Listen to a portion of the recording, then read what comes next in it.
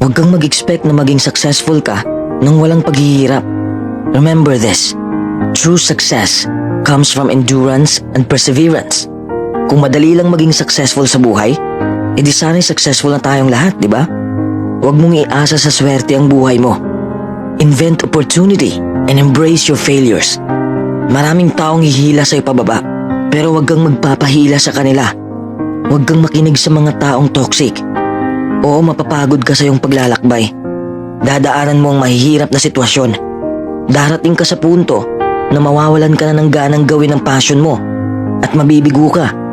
Ang punto ko lang, the next time you fail at something, congratulate yourself. It is an achievement.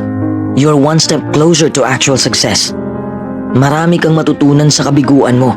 Along the way, you learn a lot about yourself and you learn a lot about what makes you happy.